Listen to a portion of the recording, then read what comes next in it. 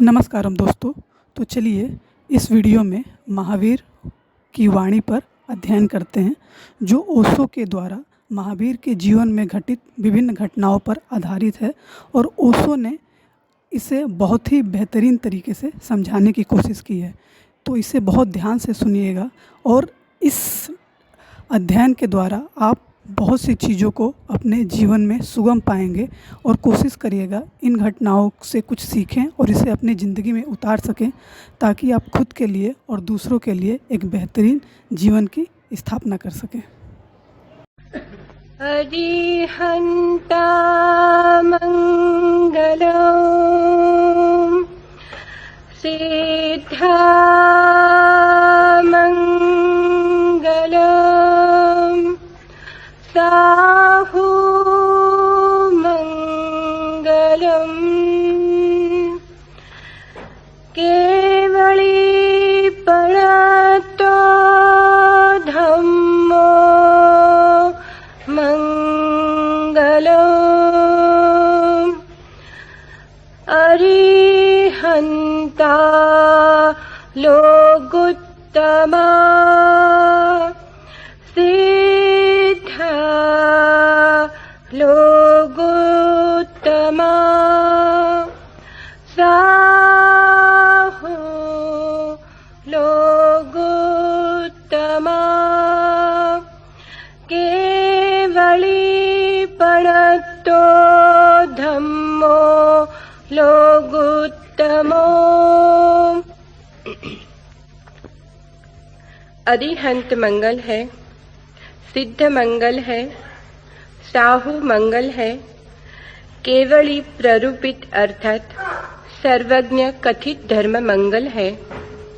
अरहंत लोकोत्तम संसार में श्रेष्ठ है, सिद्ध लोकोत्तम है, साधु लोकोत्तम है, केवली प्ररूपित धर्म लोकोत्तम है।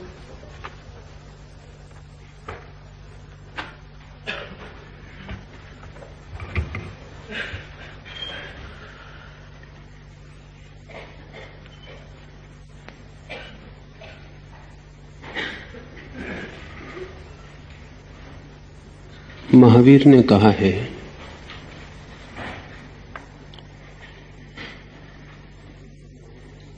जिसे पाना हो उसे देखना शुरू करना चाहिए, क्योंकि हम उसे ही पा सकते हैं जिसे हम देखने में समर्थ हो जाएं।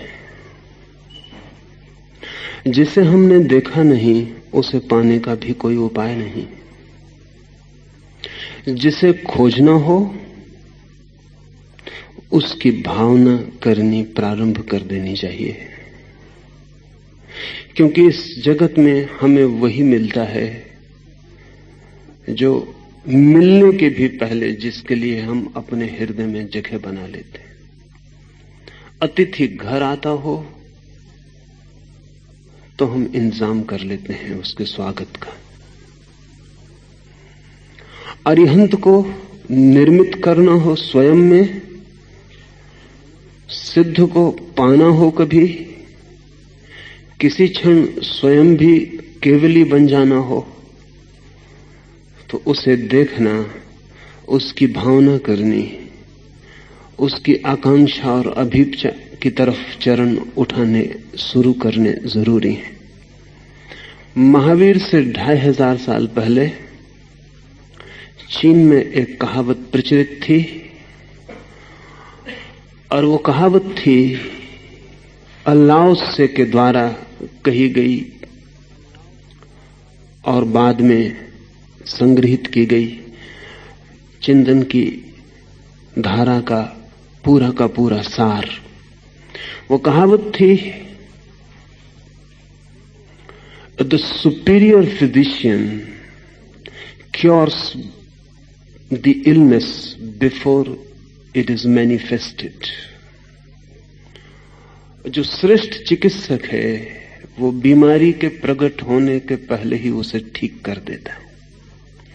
The inferior physician only cares for the illness which he was not able to prevent. और जो साधारण चिकित्सक है वो केवल बीमारी को दूर करने में थोड़ी बहुत सहायता पहुंचाता है जिसे वो रोकने में समर्थ नहीं था। हैरान होंगे जान के आप ये बात कि महावीर से 2500 साल पहले, आज से 5000 साल पहले चीन में चिकित्सक को बीमारी के ठीक करने के लिए कोई पुरस्कार नहीं दिया जाता था।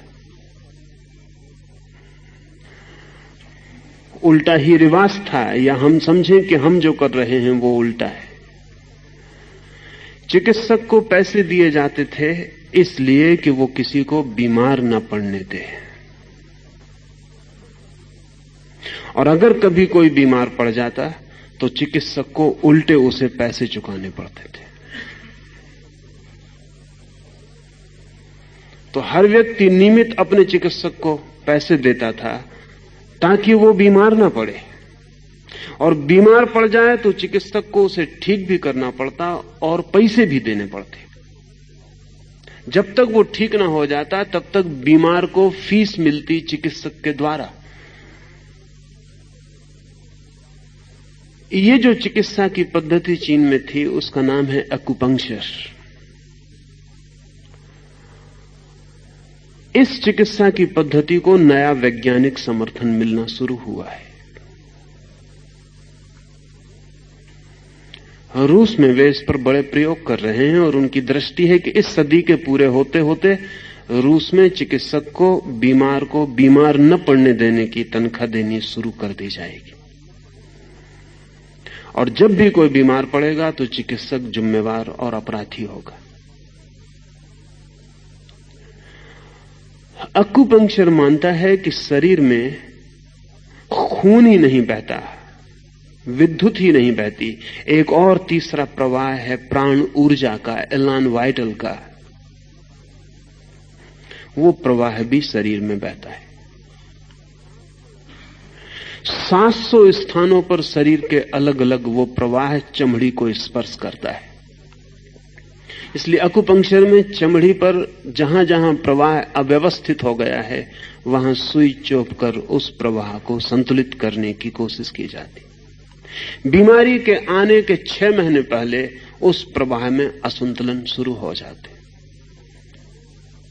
ये जान के आपको हैरानी होगी कि नाड़ी की जानकारी भी वस्तुतः खून के प्रवाह की जानकारी नहीं। नाड़ी के द्वारा भी उसी जीवन प्रवाह को समझने की कोशिश की जाती रही है, और 6 महीने पहले नाड़ी अस्त व्यस्त होनी शुरू हो जाती है। बीमारी के आने के 6 महीने पहले हमारे भीतर जो प्राण शरीर है उसमें पहले बीज रूप में चीजें पैदा होती हैं और फिर वृक्ष रूप में हमारे भौतिक शरीर तक फैल जाती हैं। चाहे शुभ को जन्म देना हो, चाहे अशुभ को, चाहे स्वास्थ्य को जन्म देना हो, चाहे बीमारी को, सबसे पहले प्राण शरीर में बीज आरोपित करने होते। ये जो मंगल की स्तुति है कि अरिहंत मंगल हैं, ये प्राण शरीर में बीज डालने का उपाय है। क्योंकि जो मंगल है उसकी कामना स्वाभाविक हो जाती है। हम वही चाहते हैं जो मंगल है, जो अमंगल है वो हम नहीं चाहते। इसमें चाह की तो बात ही नहीं की गई है, सिर्फ मंगल का भाव है। अरिहंत मंगल है, सिद्ध मंगल है, साहु मंगल है, केवली पणत्तो धम्मो मंगलम। वो जिन्होंने स्वयं को जाना और पाया उनके द्वारा विरूपित धर्म मंगल है, सिर्फ मंगल का भाव। ये जान के हैरानी होगी कि मन का नियम है जो भी मंगल है ऐसा भाव गहन हो जाए उसकी आकांक्षा शुरू हो जाती। आकांक्षा को पैदा नहीं करना पड़ता, मंगल की धारणा को पैदा करना पड़ता है। आकांक्षा मंगल की धारणा के पीछे छाया की भांति चली आती।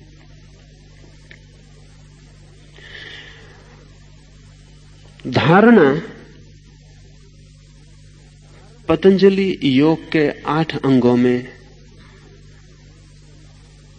कीमती अंग है जहां से अंतर्यात्रा शुरू होती है। धारणा, ध्यान, समाधि, छठवां सूत्र है धारणा, सातवां ध्यान, आठवां समाधि। ये जो मंगल की धारणा है ये पतंजलि योग सूत्र का छठवां सूत्र है और महावीर के योग सूत्र का पहला। क्योंकि महावीर का मानना यह है कि धारणा से सब शुरू हो जाता है। धारणा जैसे ही हमारे भीतर गहन होती है हमारी चेतना रूपांतरित होती है, न केवल हमारी, हमारे पड़ोस में जो बैठा है उसकी भी। ये जान के आपको आश्चर्य होगा कि आप अपनी ही धारणाओं से प्रभावित नहीं होते, आपके निकट जो धारणाओं के प्रवाह बहते हैं उनसे भी प्रभावित होते हैं। इसलिए महावीर ने कहा है अज्ञानी से दूर रहना मंगल है, ज्ञानी के निकट रहना मंगल है।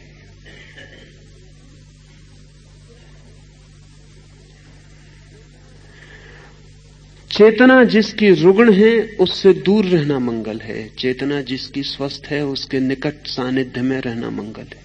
सत्संग का इतना ही अर्थ है कि जहां शुभ धारणाएं हों उस मिल्यू में, उस वातावरण में रहना मंगल है। रूस के एक विचारक जो अकुपंक्चर पर काम कर रहे हैं, डॉक्टर सिरोव,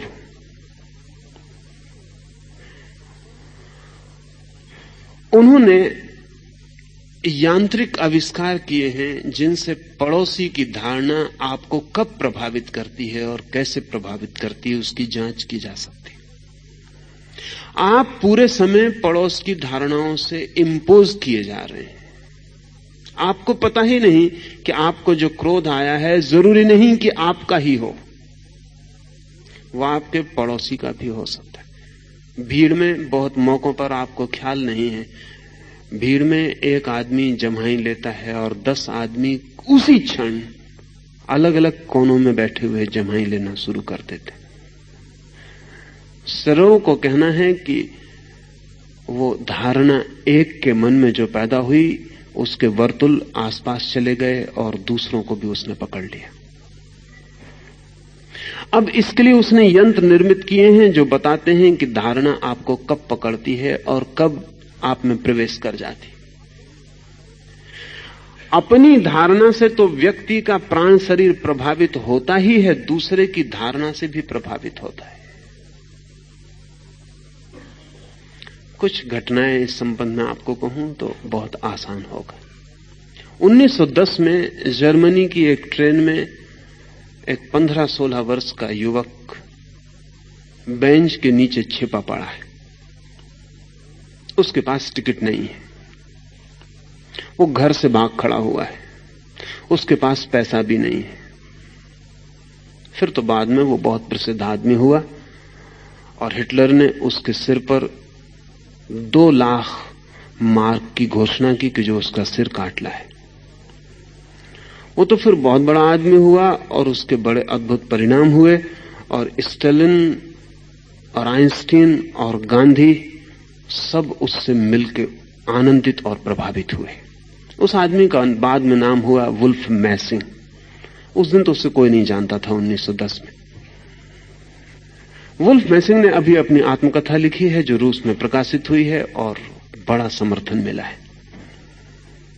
अपनी आत्मकथा उसने लिखी है अबाउट माई सेल्फ। उसमें उसने लिखा है कि उस दिन मेरी जिंदगी बदल गई। उस ट्रेन में नीचे फर्श पर छिपा हुआ पड़ा था बिना टिकट के कारण। मैसिंग ने लिखा है कि वो शब्द मुझे कभी नहीं भूलते, टिकट चेकर का कमरे में प्रवेश, उसके जूतों की आवाज और मेरी सांस का ठहर जाना और मेरी घबराहट और पसीने का छूट जाना ठंडी सुबह, और फिर उसका मेरे पास आके पूछना, यंग मैन योर टिकट।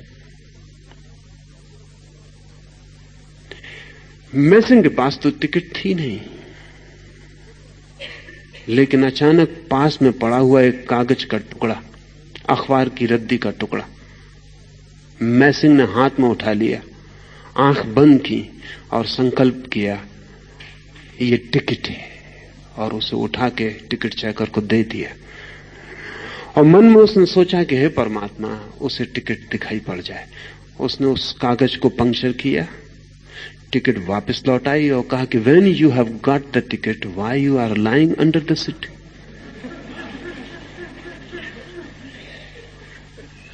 पागल हो, जब टिकट तुम्हारे पास तो नीचे क्यों पड़े हो?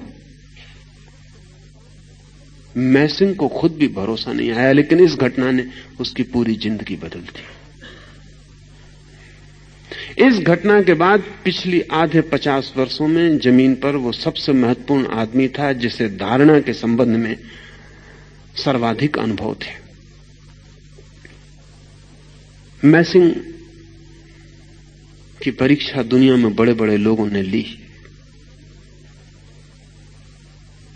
1940 में एक नाटक के मंच पर, जहां वो अपना प्रयोग दिखला रहा था, लोगों में विचार संक्रमित करने का, अचानक पुलिस आके मंच को पर्दा गिरा दिया और लोगों से कहा कि यह कार्यक्रम समाप्त हो गया क्योंकि मैसिंग गिरफ्तार कर लिया गया। मैसिंग को तत्काल बंद गाड़ी में डाल के क्रिमिनल ले जाया गया और स्टेलिन के सामने मौजूद किया गया। स्टेलिन ने कहा, मैं मान नहीं सकता कि कोई किसी के दूसरे की धारणा को सिर्फ आंतरिक धारणा से प्रभावित कर सकता है, क्योंकि अगर ऐसा हो सकता है तो फिर आदमी सिर्फ पदार्थ नहीं रह जाता। तो मैं तुम्हें इसलिए पकड़ के बुलाया हूं कि तुम मेरे सामने सिद्ध करो। तो मैसिंग ने कहा, आप जैसा भी चाहें। तो स्टेलिन ने कहा कि कल 2 बजे तुम यहां रहो बंद। 2 बजे आदमी तुम्हें ले जाएंगे मॉस्को के बड़े बैंक में। तुम क्लर्क को 1 लाख रुपया सिर्फ धारणा के द्वारा निकलवा के ले आओ।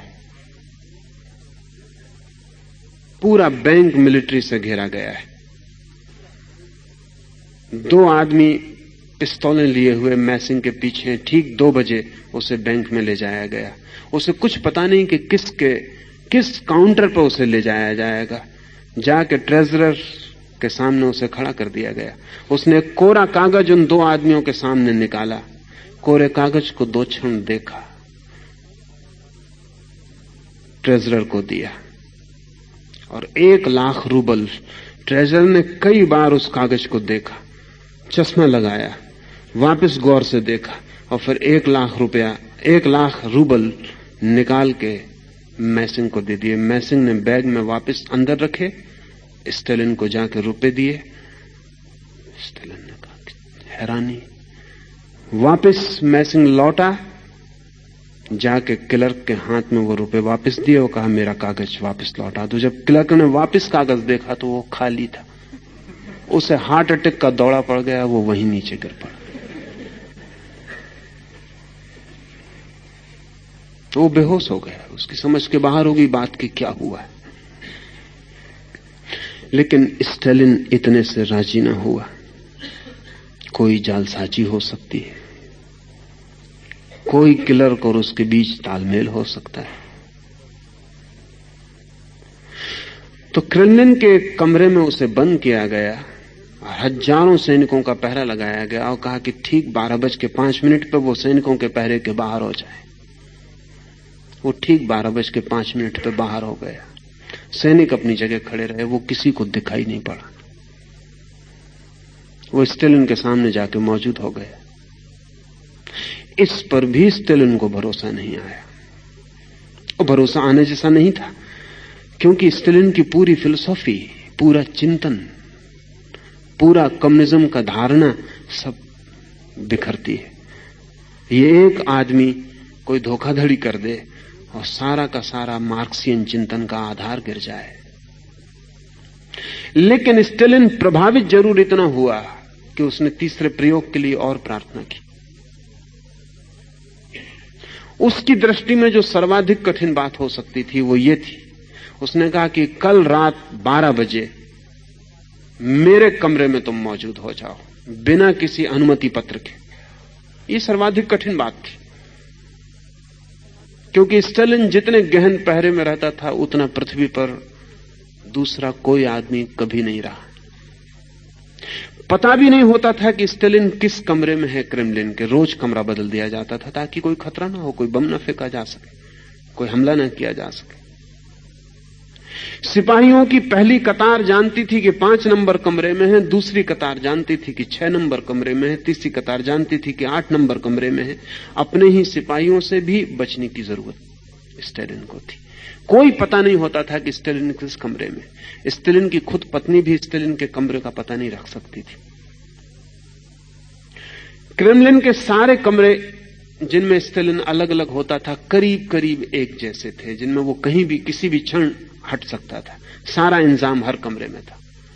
ठीक रात 12 बजे पहरेदार पहरा देते रहे और मैसिंग जाके स्टालिन की मेज के सामने खड़ा हो गया। स्टालिन भी कब गया और स्टालिन ने कहा कि तुमने ये किया कैसे, यह असंभव है। मैसिंग ने कहा मैं नहीं जानता, मैंने कुछ ज्यादा नहीं किया, मैंने सिर्फ एक ही काम किया कि मैं दरवाजे पर आया और मैंने कहा कि मैं आई एम बेरिया। वो जो बेरिया रूसी पुलिस का सबसे बड़ा आदमी था, स्टालिन के बाद नंबर 2 की ताकत का आदमी। बस मैंने सिर्फ इतना ही भाव किया कि मैं बेरिया हूं और तुम्हारे सैनिक मुझे सलाम बजाने लगे और मैं भीतर आ गया। स्टालिन ने सिर्फ मैसिंग को आज्ञा दी कि वो रूस में घूम सकता है और प्रामाणिक है। 1940 के बाद रूस में इस तरह के लोगों की हत्या नहीं की जा सकी, वो सिर्फ मैसिंग के कारण। 1940 तक रूस में कई लोग मार डाले गए जिन्होंने इस तरह के दावे किए थे। कार्ल आटोविच नाम का एक आदमी 1937 में रूस में हत्या की स्टालिन की आज्ञा से, क्योंकि वो भी जो करता था वो ऐसा था कि उससे कम्युनिज्म की जो मटेरियलिस्ट भौतिकवादी धारणा है वो बिखर जाती है। अगर धारणा इतनी महत्वपूर्ण हो सकती है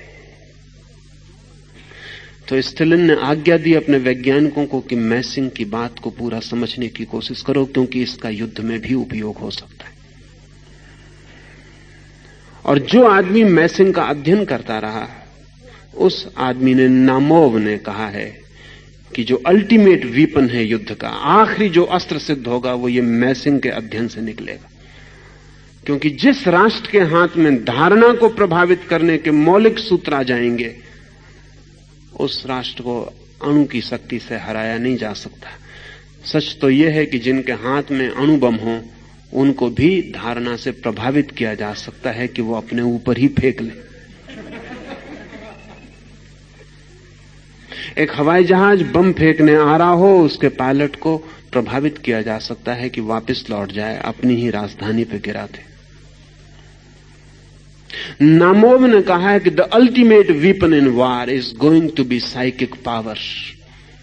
ये धारणा की जो शक्ति है, ये आखिरी अस्त्र सिद्ध होगा। इस पर रोज काम बढ़ता चला जाता है।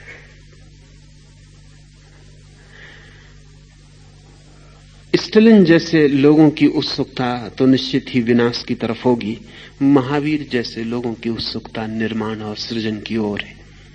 इसलिए मंगल की धारणा, महावीर ने कहा है, भूल कर भी, स्वप्न में भी कोई बुरी धारणा मत करना, क्योंकि वो परिणाम ला सकती है। आप राह से गुजर रहे हैं, आप सोचते हैं मैंने कुछ किया भी नहीं, एक मन में ख्याल भर आ गया कि इस आदमी की हत्या कर दूं। आपने कुछ किया नहीं।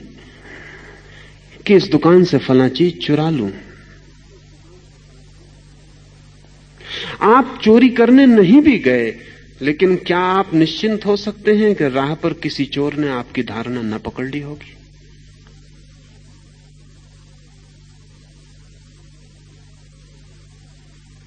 मॉस्को में एक हवा पिछले 2 साल में प्रचलित हुई है कि कोई भी आदमी अपनी गर्दन खुजलाने के पहले चारों तरफ देख लेता है, क्योंकि ये प्रयोग चल रहा है 2 साल से। मोनिन नाम का वैज्ञानिक सड़कों पर प्रयोग कर रहा है।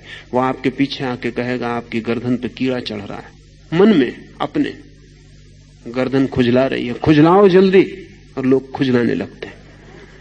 अब तो ये खबर इतनी फैल गई क्योंकि उसने हजारों लोगों पर प्रयोग किया है। राह के चौरस्तों पर खड़े होकर, होटल में बैठकर, ट्रेन में चढ़ के। और मानन इतना सफल हुआ है कि 98%, 98% सही होता है। जिसके पीछे खड़े होकर वो भावना करता है कि गर्दन खुजला रही है, कीड़ा चढ़ रहा है, जल्दी खुजलाओ, वो जल्दी खुजला। अब तो लोगों को पता चल गया सच में भी कीड़ा चढ़ा हो तो लोग पहले देख लेते हैं कि वो मानन नाम का आदमी आसपास तो नहीं। जब से मानन का प्रयोग सफल हुआ है तब से मस्तिष्क के बाबत एक नई जानकारी मिली है, और वो ये कि मस्तिष्क सामने से जितनी शक्ति रखता है उससे चौगुनी शक्ति मस्तिष्क के पीछे के हिस्से में।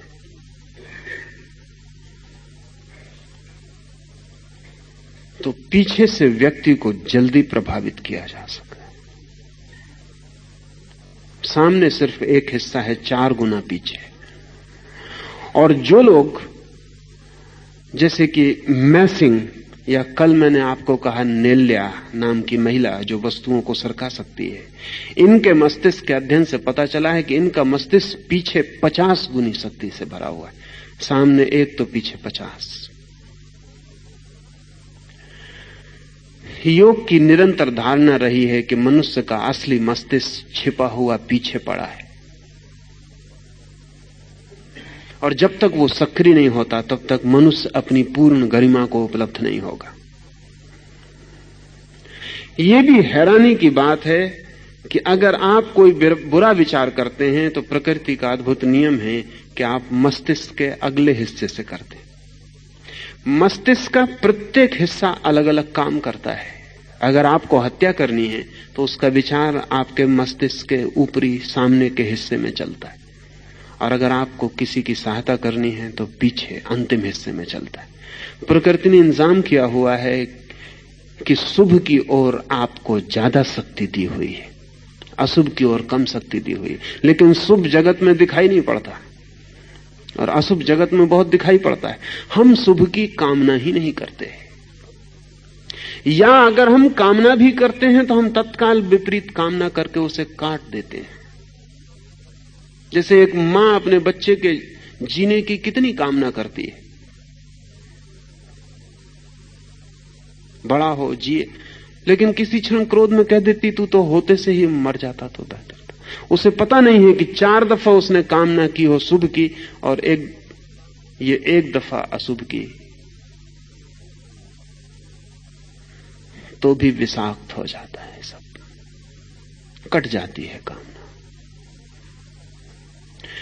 महावीर अपने साधुओं को कहते थे मंगल की कामना में डूबे रहो 24 घंटे, उठते बैठते, श्वास लेते छोड़ते। स्वभाव था मंगल की कामना शिखर से शुरू करनी चाहिए, इसलिए वो कहते हैं अरिहंत मंगल है। वे जिनके आंतरिक समस्त रोग समाप्त हो गए वे मंगल हैं, सिद्ध मंगल हैं, साधु मंगल हैं। और जाना जिन्होंने, जैन परंपरा केवली उन्हें कहती है जो जानने की दिशा में उस जगह पहुंच गए जहां जानने वाला भी नहीं रह जाता, जानी जाने वाली वस्तु भी नहीं रह जाती, सिर्फ जानना रह जाता है, सिर्फ केवल ज्ञान मात्र रह जाता, ओनली नोइंग। केवली जैन परंपरा उसे कहती है जो केवल ज्ञान को उपलब्ध हो गया, मात्र ज्ञान रह गया, जहां ना कोई जानने वाला बचा, जहां मैं का कोई भाव ना बचा, जहां कोई गे ना बचा, जहां कोई तू ना बचा, जहां सिर्फ जानने की शुद्ध क्षमता, प्योर कैपेसिटी टू नो। इसे ऐसा समझें कि हम एक कमरे में दिया जलाएं तो दिए की बाती है, तेल है, दिया है, फिर कमरे में दिए का प्रकाश है, और उस प्रकाश से प्रकाशित होती चीजें हैं, कुर्सी है, फर्नीचर है, दीवार है, आप है। अगर हम ऐसी कल्पना कर सकें कि कमरा शून्य हो गया, न दीवार है, न फर्नीचर है, कुछ भी नहीं, दिए में तेल भी ना रहा, दिए की देह भी ना रही, सिर्फ ज्योति रह गई, प्रकाश मात्र रह गया, न तो दिया बचा और न प्रकाशित वस्तुएं बची, मात्र प्रकाश रह गया, आलोक, स्रोत रहित, कोई तेल नहीं, कोई बाती नहीं। और ऐसा आलोक जो किसी पर नहीं पड़ रहा है, शून्य में फैल रहा है। ऐसी धारणा है जैन चिंतन की केवली के संबंध में। जो परम ज्ञान को उपलब्ध होता है वहां ज्ञान अकारण हो जाता है, कोई सोर्स नहीं होता। क्योंकि बात बहुत कीमती है। जैन परंपरा कहती है कि जिस चीज का भी सोर्स होता है वो कभी ना कभी चुक जाती, चुक ही जाएगी, कितना ही बड़ा स्रोत क्यों ना हो। सूर्य भी चुक जाएगा एक दिन, बड़ा है स्रोत, अरबों वर्षों से रोशनी दे रहा है। वैज्ञानिक कहते हैं अभी और अंदाजन 4000 5000 साल रोशनी देगा, लेकिन चुक जाएगा। कितना ही बड़ा स्रोत हो, स्रोत की सीमा है, चुक जाएगा। महावीर कहते हैं ये जो चेतना है ये अनंत है, ये कभी चुक नहीं सकती, ये स्रोत रहित है। इसमें जो प्रकाश है वो किसी मार्ग से नहीं आता, वो बस है, इट जस्ट इज, कहीं से आता नहीं, अन्यथा एक दिन चुक जाएगा। कितना ही बड़ा हो चुक जाएगा। महासागर भी चम्मचों से उलीच के चुकाए जा सकते हैं, कितना ही लंबा समय लगे, तो महासागर भी चम्मचों से उलीच के चुकाए जा सकते हैं। एक चम्मच थोड़ा तो कम कर ही जाती है, फिर और ज्यादा कम होता जाएगा। महावीर कहते हैं ये जो चेतना है ये स्रोत रहित है, इसलिए महावीर ने ईश्वर को मानने से इंकार कर दिया। क्योंकि अगर ईश्वर को माने तो ईश्वर स्रोत हो जाता है और हम सब उसी के स्रोत से जलने वाले दिए हो जाते, तो हम चुक जाएंगे। सच है ये कि महावीर से ज्यादा प्रतिष्ठा आत्मा को इस पृथ्वी पर और किसी व्यक्ति ने कभी नहीं दी है। इतनी प्रतिष्ठा कि उन्होंने कहा कि परमात्मा अलग नहीं, आत्मा ही परमात्मा है, इसका स्रोत अलग नहीं है, ये ज्योति ही स्वयं स्रोत है। ये जो भीतर जलने वाला जीवन है ये कहीं से शक्ति नहीं पाता, ये स्वयं ही शक्तिवान है। ये किसी के द्वारा निर्मित नहीं है, नहीं तो किसी के द्वारा नष्ट हो जाएगा। ये किसी पर निर्भर नहीं है, नहीं तो मोहताज रहेगा। ये किसी से कुछ भी नहीं पाता, ये स्वयं में समर्थ और सिद्ध है। जिस दिन ज्ञान इस सीमा पर पहुंचता है जहां हम स्रोत रहित प्रकाश को उपलब्ध होते हैं, सोर्सलेस, उसी दिन हम मूल को उपलब्ध होते हैं। जैन परंपरा ऐसे व्यक्ति को केवली कहती है। वो व्यक्ति कहीं भी पैदा हो, वो क्राइस्ट हो सकते हैं, वो बुद्ध हो सकते हैं, वो कृष्ण हो सकते हैं, वो लाओस से हो सकते हैं। इसलिए इस सूत्र में ये नहीं कहा गया महावीर मंगलम, कृष्ण मंगलम, ऐसा नहीं कहा। जैन धर्म मंगल है ऐसा नहीं कहा, हिंदू धर्म मंगल है ऐसा नहीं कहा।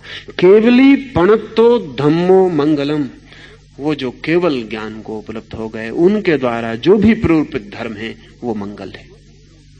वो कहीं भी हों, जिन्होंने भी शुद्ध ज्ञान को पा लिया उन्होंने जो कहा है वो मंगल है।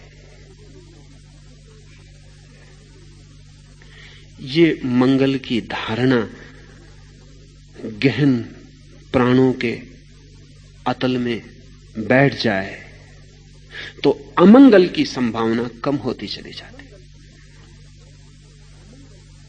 जैसी जो भावना करता है धीरे धीरे वैसा ही हो जाता है।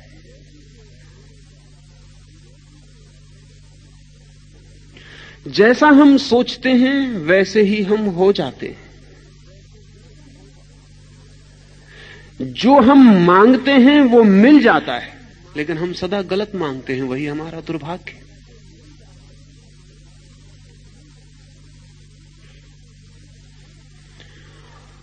हम उसी की तरफ आंख उठाकर देखते हैं जो हम होना चाहते हैं।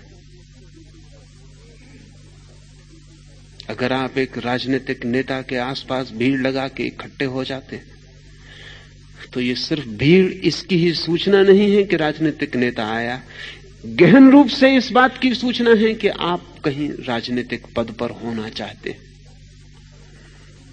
हम उसी को आदर देते हैं जो हम होना चाहते हैं, जो हमारे भविष्य का मॉडल मालूम पड़ता है, जिसमें हमें दिखाई पड़ता है कि काश मैं हो जाऊं। हम उसी के आसपास इकट्ठे हो जाते। अगर सिने अभिनेता के पास भीड़ इकट्ठी हो जाती तो वह आपकी भीतरी आकांक्षा की खबर देती, आप भी वही हो जाना चाहते हैं। अगर महावीर ने कहा है कि कहो अरिहंत मंगलम, सिद्ध मंगलम, साधु मंगलम, तो वो ये कह रहे हैं कि ये तुम कह ही तब पाओगे जब तुम अरिहंत होना चाहोगे, या तुम जब ये कहना शुरू करोगे तो तुम्हारे अरिहंत होने की यात्रा शुरू हो जाएगी। और बड़ी से बड़ी यात्रा बड़े छोटे से कदम से शुरू होती, और पहले कदम से कुछ भी पता नहीं चलता। धारणा पहला कदम है। कभी आपने सोचा कि आप क्या होना चाहते? नहीं भी सोचा होगा सचेतन रूप से, तो भी अचेतन में चलता है कि आप क्या होना चाहते हैं। जो आप होना चाहते हैं उसी के प्रति आपके मन में आदर पैदा होता है। न केवल आदर, जो आप होना चाहते हैं उसी के संबंध में आपके मन में चिंतन के वर्तुल चलते हैं।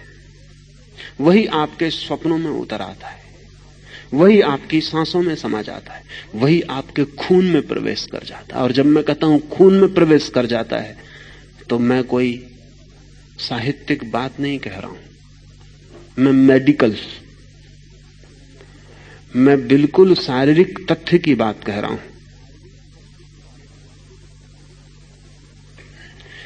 इधर प्रयोग किए गए हैं और चकित करने वाले सूचन मिले हैं।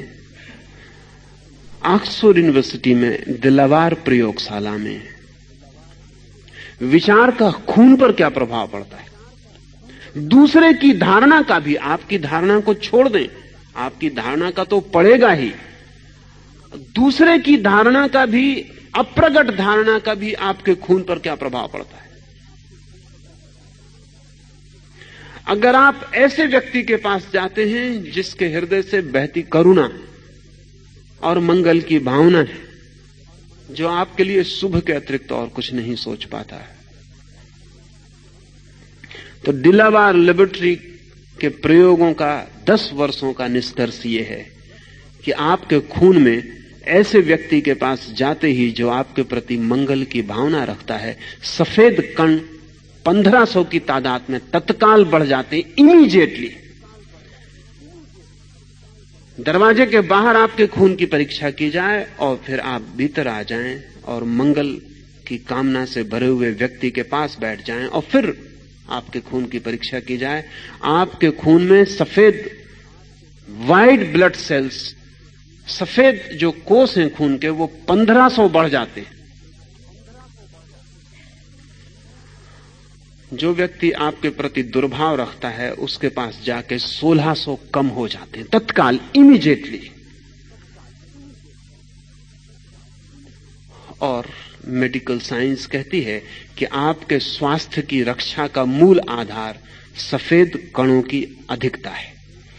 वो जितने ज्यादा आपके शरीर में होते हैं उतना आपका स्वास्थ्य सुरक्षित है, वो आपके पहरेदार हैं। आपने देखा होगा, ख्याल नहीं किया होगा, चोट लग जाती है तो चोट लग के जो आपको मवाद पड़ जाती है, वो मवाद सिर्फ रक्षक हैं आपके शरीर के खून के सफेद कण। वे भाग के फौरन एक परत पहरेदारी की खड़ी कर देते।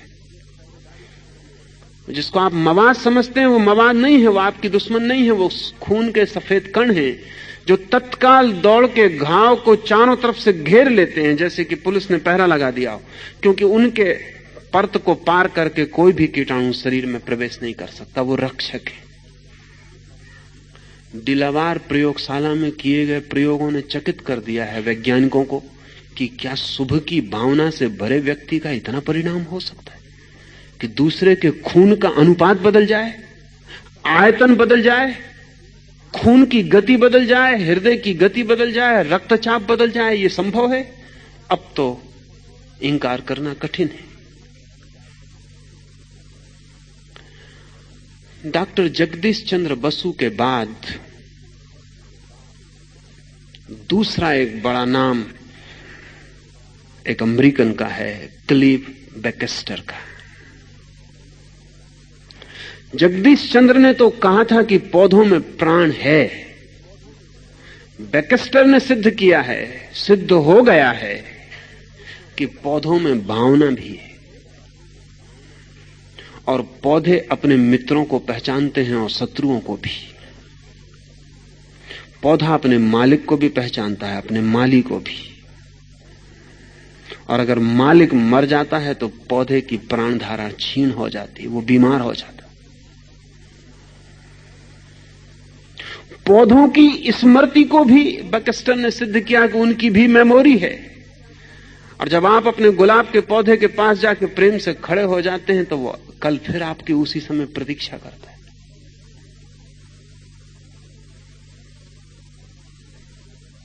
वो याद रखता है, आज आप नहीं आए। या जब आप पौधे के पास प्रेम से भर के खड़े हो जाते हैं और फिर अचानक एक फूल तोड़ लेते हैं तो पौधे को बड़ी हैरानी होती, बड़ा कंफ्यूजन होता है।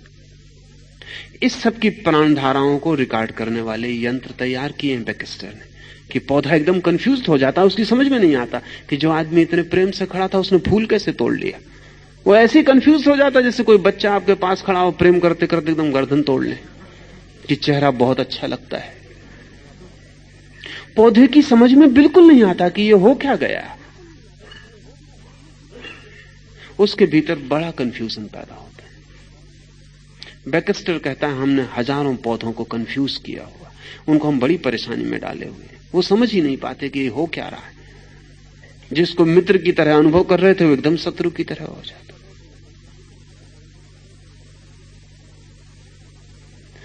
बैक्स्टर का यह भी कहना है कि जिन पौधों को हम प्रेम करते हैं वो हमारी तरफ बड़ी पॉजिटिव भावनाएं छोड़ते हैं। और बैक्स्टर ने सुझाव दिया है अमेरिकन मेडिकल एसोसिएशन को कि शीघ्र ही हम विशेष तरह के मरीजों को विशेष पौधों के पास ले जाकर ठीक करने में समर्थ हो जाएंगे। अगर उन पौधों को हमने इतना प्राणवान कर दिया, प्रेम से, भाव से, संगीत से, प्रार्थना से, ध्यान से, उनको इतना प्राण शक्ति से भर दिया तो उनके पास विशेष तरह के मरीज ले जाने से फायदा होगा। फिर हर पौधे में अपनी अपनी प्राण ऊर्जा की विशेषताएं हैं। जैसे रेड रोज, लाल जो गुलाब है, वो क्रोधी लोगों के लिए बड़े फायदे का हो सकता है। पंडित नेहरू को इसलिए उससे प्रेम रहा हो। क्रोध के लिए रेड रोज बहुत फायदे का है बैक्स्टर के हिसाब से।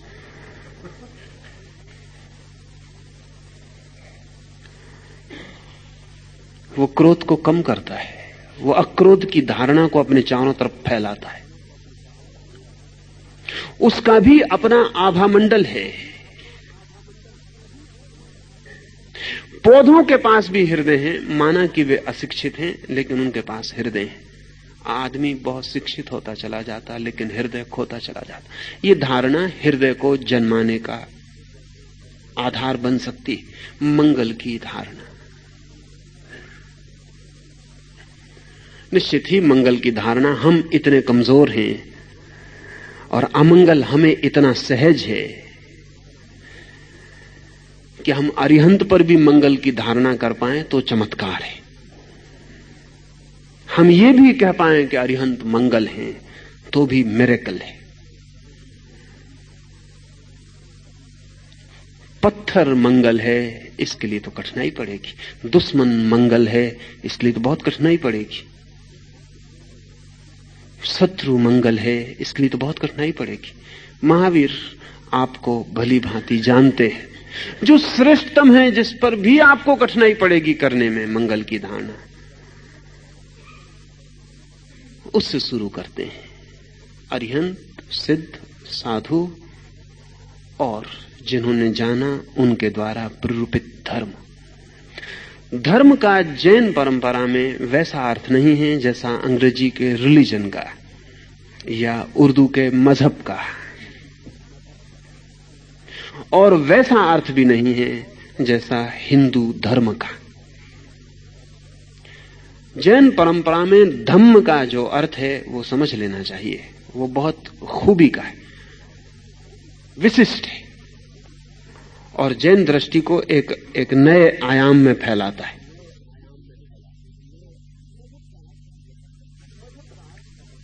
मजहब का अर्थ तो होता है क्रीड, एक मत, एक पंथ। अंग्रेजी के रिलीजन शब्द का अर्थ होता है करीब करीब वही जो योग का अर्थ होता है। वो जिस सूत्र से बना है रिलीगेर, उसका अर्थ होता है जोड़ना, आदमी को परमात्मा से जोड़ना। योग का भी वही अर्थ होता है, आदमी को परमात्मा से जोड़ना। लेकिन जैन चिंतन परमात्मा के लिए जगह ही नहीं रखता। इसलिए आप ये जान के हैरान होंगे कि जैन योग का अच्छा अर्थ नहीं मानते। जैन कहते हैं केवली अयोगी होता है, अयोगी, योगी नहीं। इसलिए महावीर को नासमझ कुछ भूल से भरे लोग महायोगी कहते हैं, वो गलती कहते हैं। वो जैन परंपरा के शब्द का उन्हें पता नहीं। महावीर कहते हैं जुड़ना नहीं है किसी से, जो गलत है उससे टूटना है, अलग होना है। अयोग, संसार से अयोग, तो स्वरूप उपलब्ध हो जाता है। योग कहता है परमात्मा से मिलन, तो स्वरूप उपलब्ध होता है।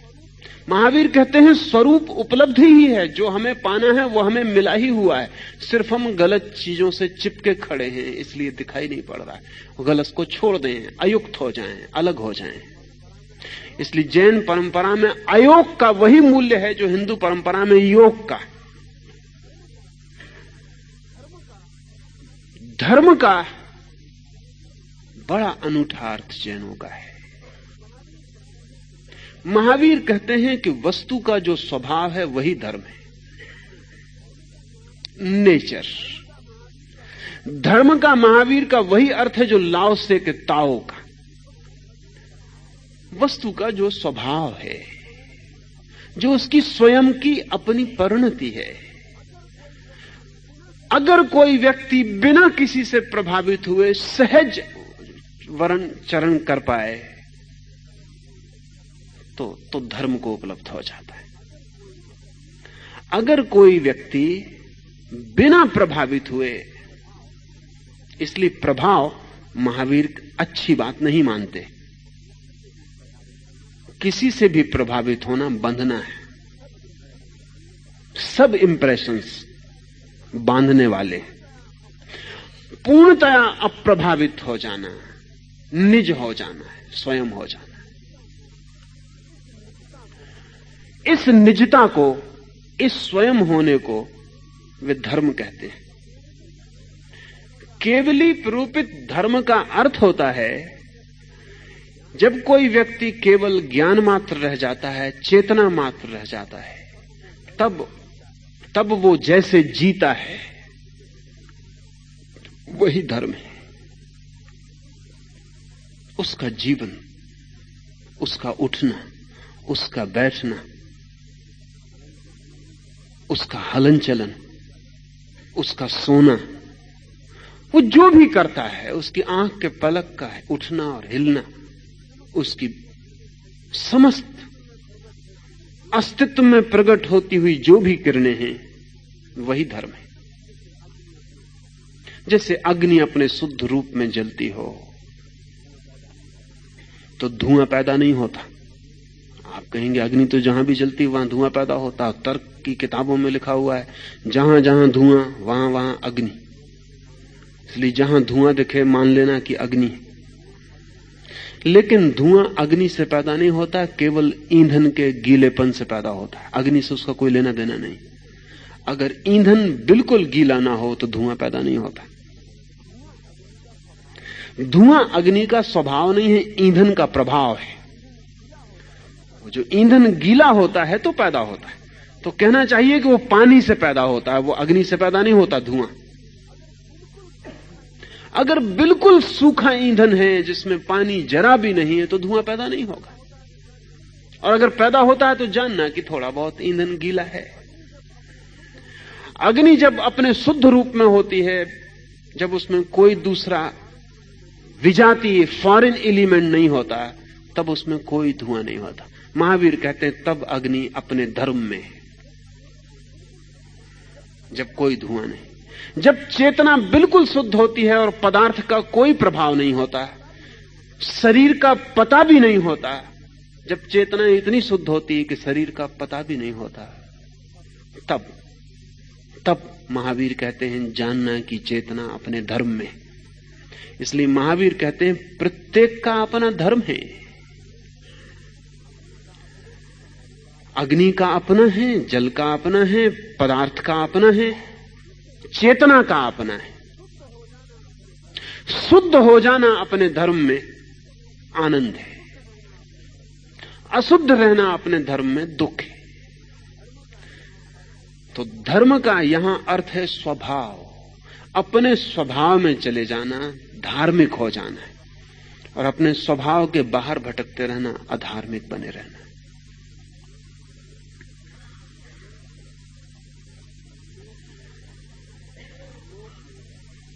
लोक में इन चारों को उत्तम भी इस सूत्र में कहा है। अरिहंत उत्तम है लोक में, सिद्ध उत्तम है लोक में, साधु उत्तम है लोक में, केवली प्रूपित धर्म उत्तम है लोक में।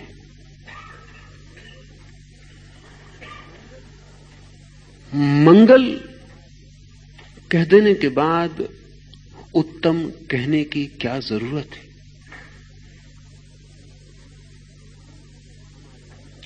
कारण है हमारे भीतर। ये सारे सूत्र हमारे मनस के ऊपर आधारित है, ये हमारे मन की गहराइयों के अध्ययन पर आधारित है। मंगल कहने के बाद भी हम इतने ना समझें कि जो उत्तम नहीं है उसे भी हम मंगल रूप मान सकते हैं। हमारी वासनाएं ऐसी हैं कि जो निकृष्ट है लोक में उसी की तरफ बहती हैं। ऐसा भी कह सकते हैं कि वासना का अर्थ ही यही होता है, नीचे की तरफ बहाव। जो निकृष्ट है उसी की तरफ। रामकृष्ण कहा करते थे कि चील आकाश में भी उड़े तो तुम ये मत समझना कि उसका ध्यान आकाश में होता है। वो आकाश में उड़ती है लेकिन उसकी नजर नीचे कहीं कूड़े कबाड़ पर, किसी कचरे घर पर पड़े हुए मांस पर, किसी सड़ी मछली पर, उस पर लगी रहती। उड़ती आकाश में और उसकी दृष्टि तो कहीं नीचे किसी मांस के टुकड़े पर अटकी रहती। तो रामकृष्ण कहते थे भूल में मत पड़ जाना कि चील आकाश में उड़ रही इसलिए आकाश में ध्यान होगा। ध्यान तो उसका नीचे लगा रहता। इसलिए दूसरे सूत्र में महावीर का ये जो मंगल सूत्र है ये तत्काल जोड़ता है अरिहंत लोगोत्तम। अरिहंत उत्तम है, ये सिर्फ इशारे के लिए। सिद्ध उत्तम है, साधु उत्तम है। उत्तम का अर्थ है कि शिखर हैं जीवन के,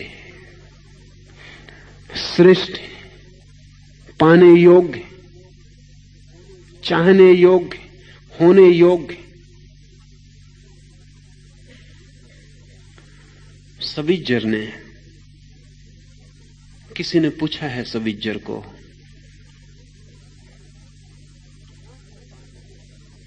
क्या है पाने योग्य, क्या है आनंद? तो सविज्जर ने कहा to be more and more, to be deep and deep, to be in and in and constantly turning into something more and more. कुछ ज्यादा में रूपांतरित होते रहना, कुछ श्रेष्ठ में बदलते रहना, कुछ गहरे और गहरे जाते रहना, कुछ ज्यादा और ज्यादा होते रहना। लेकिन हम ज्यादा तभी हो सकते हैं जब ज्यादा की, श्रेष्ठ की, उत्तम की धारणा हमारे निकट हो। शिखर दिखाई पड़ता हो तो यात्रा भी हो सकती है, शिखर ही ना दिखाई पड़ता हो तो यात्रा का कोई सवाल नहीं है।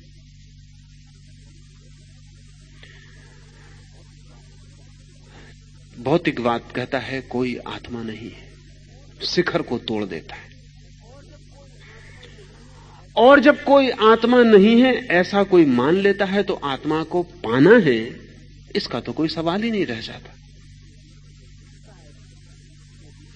फ्रायड यदि कह देता है कि आदमी वासना के अतिरिक्त और कुछ भी नहीं है, तो आदमी तो वासना है ही, वो तत्काल मान लेता है। फिर वो कहता है जब वासना के अतिरिक्त कुछ है ही नहीं तो बात खत्म हो गई, बात समाप्त हो गई। एक व्यक्ति कह रहा था किसी को कि मैं बहुत परेशान था क्योंकि मेरी कॉन्शियंस मुझे बहुत पीड़ा देती थी, मेरा अंतःकरण बहुत पीड़ा देता था। झूठ बोलूं तो, चोरी करूं तो, किसी स्त्री की तरफ देखूं तो बड़ी पीड़ा होती थी। तो फिर मैं मनोचिकित्सक के पास गया और मैंने इलाज करवाया और 2 साल में मैं बिल्कुल ठीक हो गया। तो उसके मित्र ने पूछा कि क्या अब चोरी का भाव नहीं उठता, स्त्री को देखकर वासना नहीं जगती, सुंदर को देखकर पाने का भाव पैदा नहीं होता? उसने कहा नहीं नहीं, तुम मुझे गलत समझे। 2 साल में मनोचिकित्सक ने मुझे मेरी कॉन्शियंस से छुटकारा दिला दिया। अब पीड़ा नहीं होती, अब चिंता नहीं होती, अब अपराध अनुभव नहीं करता हूं। पिछले 50 सालों में पश्चिम का मनोचिकित्सक लोगों को अपराध से मुक्त नहीं करवा रहा, अपराध के भाव से मुक्त करवा रहा है। ये कह रहा है ये तो स्वाभाविक है, तो बिल्कुल स्वाभाविक है, ये तो होगा ही। अगर आज पश्चिम में जीवन ऐसी नीचे तल पर सरक रहा है, चल रहा है कहना ठीक नहीं, सरक रहा है जैसे सांप सरकता है, तो उसका बड़े से बड़ा जुम्मा पश्चिम के मनोवैज्ञानिक को है, क्योंकि वो निकृष्ट को कहता है कि यही स्वभाव है। और कठिनाई यह है कि निकृष्ट को स्वभाव मान लेना हमें आसान है क्योंकि हम परिचित हैं, और वो दलील ठीक लगती। जब महावीर कहते हैं अरिहंत लोगोत्तमा, तो समझ में नहीं पड़ता कैसे लोगोत्तमा। अरिहंत को हम जानते नहीं, सिद्ध को हम जानते नहीं।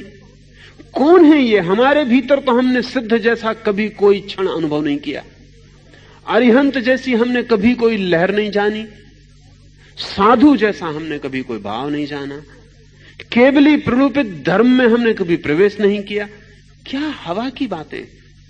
तो अगर हम मान भी लें तो मजबूरी में मानते हैं, और उस मजबूरी का नाम हमने धर्म रखा हुआ है। किसी घर में पैदा हो गए जैन, मजबूरी, आपका कोई कृत्य नहीं, तो पर्यूषण है तो मजबूरी। तो आप जाते हैं मंदिर में, नमस्कार करते हैं, साधु को नमस्कार करते हैं, उपवास कर लेते हैं, व्रत कर लेते हैं, मजबूरी। किसी का कसूर नहीं, आप पैदा हो गए जैन घर में, इसमें किसी का कोई हाथ तो है नहीं। खोपड़ी में बचपन से सुनाया जा रहा है, वो भर गया, उसको निपटा लेते, बाकी कहीं स्फुरना नहीं है उसमें, कहीं कोई ऐसा सहज भाव नहीं है। क्या आपने ख्याल किया कि मंदिर जाते वक्त आपके पैर और सिनेमा गृह में जाते वक्त आपके पैरों की गति में बुनियादी भेद होता है, गुणात्मक, क्वालिटेटिव। मंदिर जैसे आप घसीटे जाते हैं, सिनेमा गृह जैसे आप जाते हैं।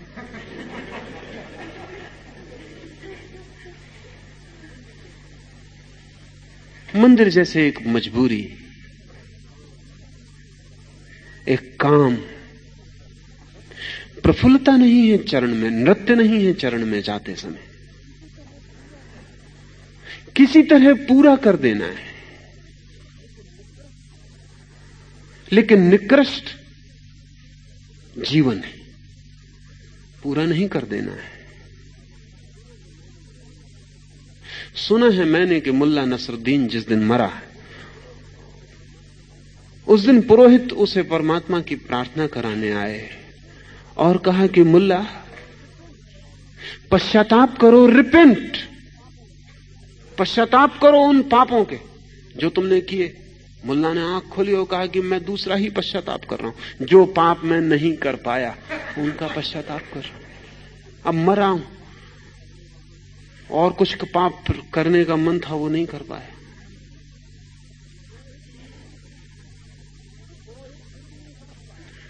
वो पुरोहित फिर भी नहीं समझ पाया, क्योंकि पुरोहितों से कम समझदार आदमी आज जमीन पर दूसरे नहीं। उसने कहा कि मुल्ला ये क्या तुम कहते हो, अगर तुम्हें दोबारा जन्म मिले तो क्या तुम वही पाप करोगे, वैसा ही जियोगे जैसा अभी जिए? मुल्ला ने कहा कि नहीं, बहुत फर्क करूंगा। मैंने इस जिंदगी में पाप बड़ी देर से शुरू किए, अगली जिंदगी में जरा जल्दी शुरू कर दूंगा। ये मुल्ला हम सब मनुष्यों के बाबत खबर दे रहा है। ये व्यंग है, ये आदमी पूरा व्यंग है हम सब पर। ये हमारी मनोदशा है। मरते वक्त हमें भी पश्चाताप होगा। पश्चाताप होगा उन औरतों का जो नहीं मिली, पश्चाताप होगा उस धन का जो नहीं पाया, पश्चाताप होगा उन पदों का जो चूक गए, पश्चाताप होगा उस सब का जो निकृष्ट था, जो पाने योग्य ही नहीं था। लेकिन क्या मरते वक्त पश्चाताप होगा कि अरिहंत ना मिले, सिद्ध ना मिले, केवली प्रूपित धर्म में प्रवेश ना मिला? नहीं, हो सकता है नमोकार आपके आसपास पढ़ा जा रहा होगा, लेकिन आपके भीतर उसको कोई प्रवेश नहीं हो पाएगा, क्योंकि जिन्होंने जीवन भर उसके प्रवेश की तैयारी नहीं की, वे अगर सोचते हो कि क्षण में उसका प्रवेश हो जाएगा तो वे ना समझे। जिन्होंने जीवन भर उस मेहमान के आने के लिए इंतजाम नहीं किया, वे सोचते हो अचानक वो मेहमान भीतर आ जाएगा, तो वे गलती पर हैं, वे दुराशाएं कर रहे हैं, वे हताश होंगे। लेकिन जो व्यक्ति निरंतर अरिहंत मंगल है, लोक में उत्तम है, श्रेष्ठ है, वही जीवन में पाने का ऐसा सूत्र ख्याल में रखता है और कभी कभी ना भी समझ में आता हो फिर भी रिचुअल रिपीटिशन करता है, ना भी समझ में आता हो, ना भी ख्याल में आता हो, ऐसे ही दोहराए चला जाता है, तो भी तो ग्रूव्स बनते हैं, ऐसे भी दोहराए चला जाता है तो भी चित्त पर निशान बनते हैं। वे निशान किसी भी क्षण, किसी प्रकाश के क्षण में सक्रिय हो सकते हैं।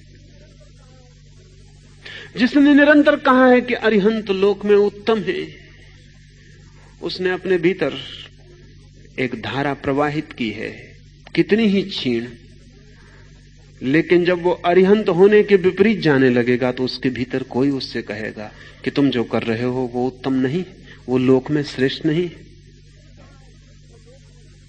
जिसने कहा है सिद्ध लोक में श्रेष्ठ है, जब वो अपने को खोने जा रहा होगा तब कोई उसके भीतर स्वर कहेगा कि सिद्ध तो अपने को पाते हैं, तुम अपने को खोते हो, बेचते हो।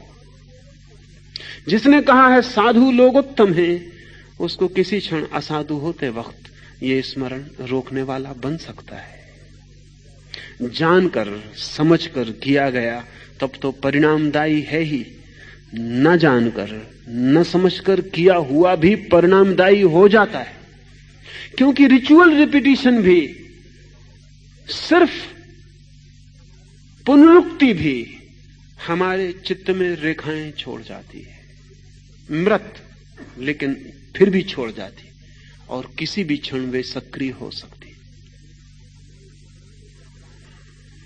ये नियमित पाठ के लिए, ये नियमित भाव के लिए, ये नियमित धारणा के लिए। इसमें अंतिम बात थोड़ा और ठीक से समझ लें। महावीर ने जिस परंपरा और जिस स्कूल, जिस धारा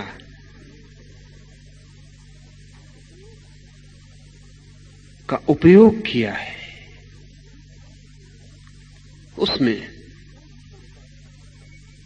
श्रेष्ठतम पर मनुष्य की ही शुद्ध आत्मा को रखा है। मनुष्य की ही शुद्ध आत्मा परमात्मा मानी है।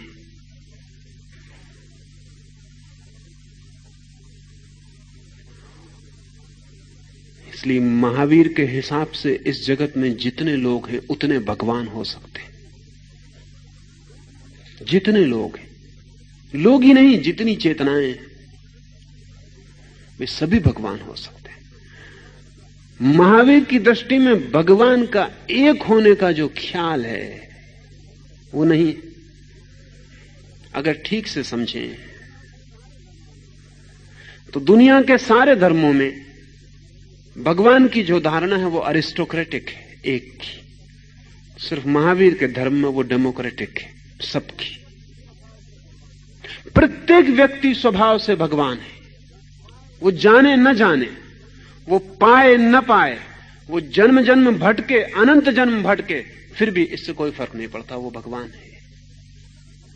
और किसी ना किसी दिन वो जो उसमें छिपा है प्रकट होगा, और किसी ना किसी दिन जो बीज है वो वृक्ष होगा, जो संभावना है वो सत्य बनेगा।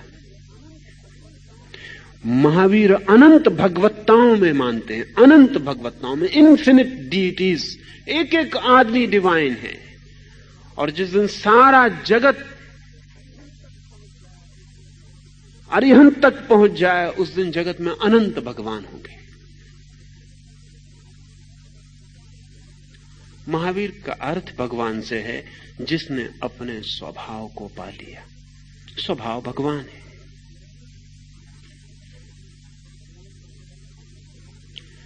भगवान की बहुत अनूठी धारणा है।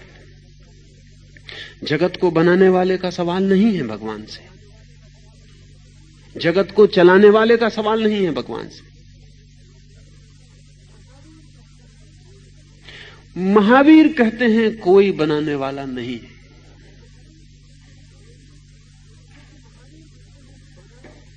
क्योंकि महावीर कहते हैं बनाने की धारणा ही बचकानी है। और बचकानी इसलिए है कि उससे कुछ हल नहीं होता। हम कहते हैं जगत को भगवान ने बनाया, फिर सवाल खड़ा हो जाता है कि भगवान को किसने बनाया। सवाल वहीं के वहीं बना रहता है, एक कदम और हट जाता है।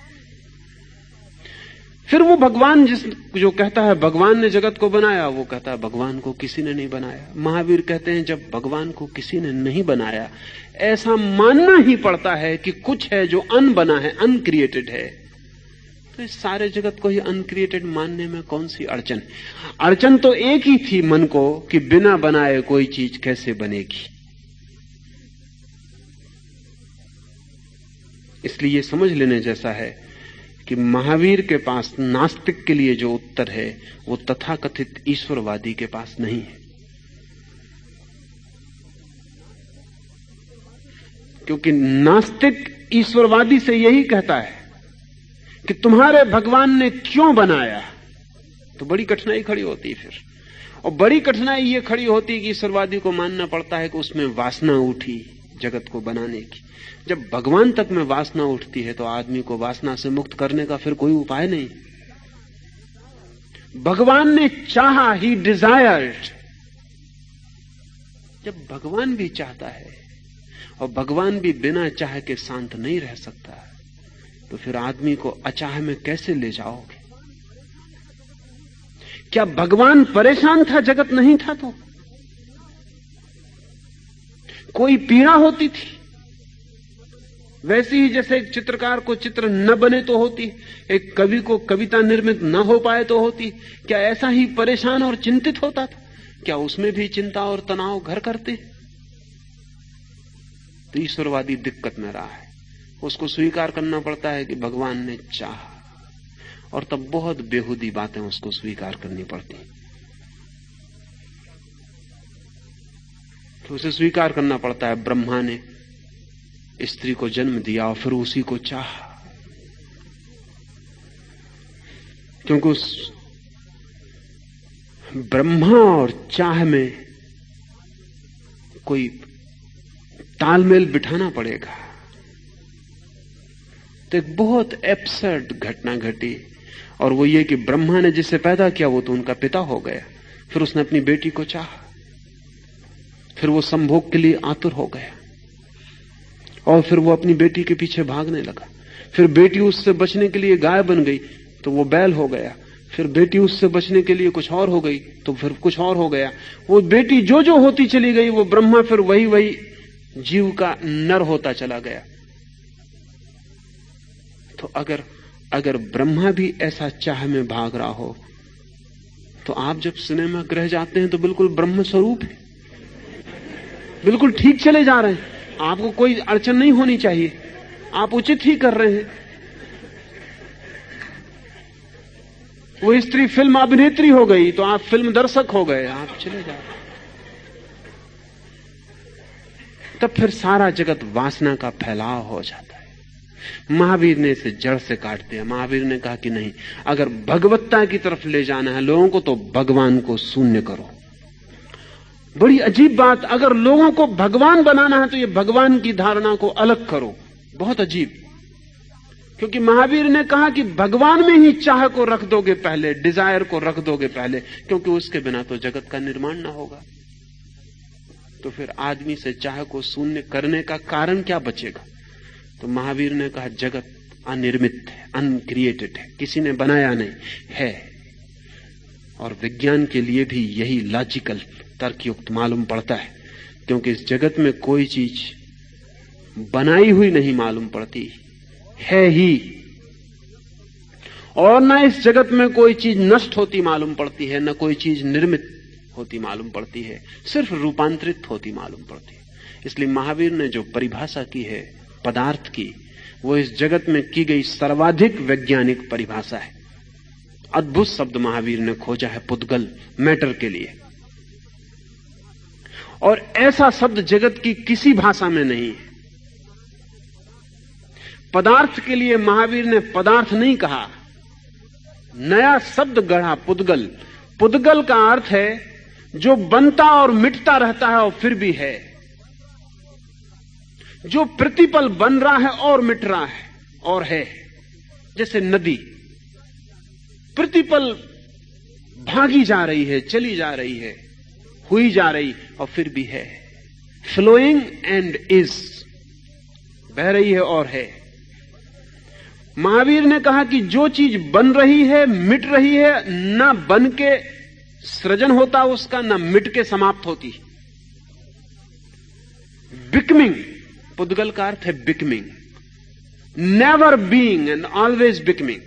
कभी है की स्थिति में भी नहीं आती पूरी की ठहर जाए, बस होती रहती। तो महावीर ने कहा पुद्गल वो है जो प्रतिपल जन्म रहा, प्रतिपल मर रहा, फिर भी कभी निर्मित नहीं होता, फिर भी कभी समाप्त नहीं होता, चलता रहता है। गत्यात्मक पदार्थ डेड कंसेप्ट है। अंग्रेजी का मैटर भी डेड वर्ड है, मरा हुआ शब्द है। अंग्रेजी के मैटर का कुल मतलब होता है जो नापा जा सके, वो मेजर से बना हुआ शब्द है। संस्कृत या हिंदी के पदार्थ का अर्थ होता है जो अर्थवान है, अस्तित्ववान है। पुद्गल का अर्थ होता है जो हो रहा है, इन द प्रोसेस। प्रोसेस का नाम पुद्गल है, क्रिया का नाम पुद्गल है। जैसे आप चल रहे, एक कदम उठाया, दूसरा रखा, दोनों कभी आप ऊपर नहीं उठाते। एक उठता है तो दूसरा रख जाता है। इधर एक बिखरता है तो उधर दूसरा तत्काल निर्मित हो जाता है। प्रोसेस चलती रहती है। पदार्थ का एक कदम हमेशा बन रहा है और एक कदम हमेशा मिट रहा है। जिस कुर्सी पे आप बैठे वो मिट रही है, नहीं तो 50 साल बाद राख कैसे हो जाएगी। जिस शरीर में आप बैठे हैं वो मिट रहा है, लेकिन बन भी रहा है। 24 घंटे आप उसको खाना दे रहे, वायु दे रहे, वो निर्मित हो रहा है, निर्मित होता चला जा रहा है और बिखरता भी चला जा रहा है। Life and death both simultaneous. जीवन और मरण एक साथ दो पैर की तरह चल रहे हैं। महावीर ने कहा यह जगत पुद्गल है, इसमें सब चीजें सदा से हैं, बन रही हैं, मिट रही हैं, ट्रांसफॉर्मेशन चलता रहता है, न कोई चीज कभी समाप्त होती न कभी निर्मित होती। इसलिए निर्माता का कोई सवाल नहीं है, इसलिए परमात्मा में वासना की कोई जरूरत नहीं है। सारे धर्म परमात्मा को जगत के पहले रखते हैं, महावीर परमात्मा को जगत के अंत में रखते हैं। इसका फर्क समझ लें। सारे धर्म परमात्मा को कहते हैं काज, कारण है, महावीर कहते हैं इफेक्ट, परिणाम। महावीर का अरिहंत अंतिम मंजिल है। भगवान तब होता है व्यक्ति जब वो सब पा लिया, पहुंच गया वहां जिसके आगे और कोई यात्रा नहीं। दूसरे धर्मों का भगवान बिगिनिंग में है, दुनिया जब शुरू होती है वहां, जहां दुनिया समाप्त होती है महावीर की भगवत्ता की धारणा वहां है। तो वे सब कहते हैं कि दुनिया को बनाने वाला भगवान है, महावीर कहते हैं दुनिया को पार कर जाने वाला भगवान, one who goes beyond. Mahavir प्रथम नहीं रखते, अंतिम रखते, काज नहीं इफेक्ट, कारण नहीं कार्य। दुनिया का भगवान बीज की तरह है, महावीर का भगवान फूल की तरह है। दुनिया कहती भगवान से सब पैदा होता है, महावीर कहते हैं जहां जाके सब खुल जाता और प्रकट हो जाता, खिल जाता वहां। तो महावीर के जो अरिहंत की, सिद्ध की, भगवान की, भगवत्ता की धारणा है, वो चेतना के पूरे खिल जाने की, फ्लावरिंग की, जहां सब खिल जाता है। इस खिले हुए फूल से जो झरती है सुवास, केवली पणत्तो धम, उसको उन्होंने कहा। इस खिले हुए फूल से जो झरती है सुवास, इस खिले हुए फूल से जो आनंद प्रकट होता है, इस खिले हुए फूल का जो स्वभाव है, वो केवली द्वारा प्ररूपित धर्म है। और उसे वो कहते हैं वो लोक में उत्तम है, वो जो फूल की तरह अंत में खिलता है, क्लाइमेक्स, शिखर।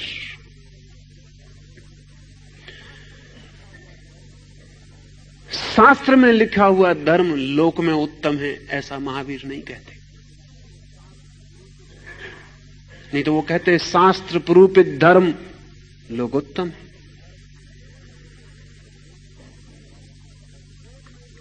वेद को मानने वाला कहता है वेद में जो प्ररूपित धर्म है वो लोक में उत्तम है।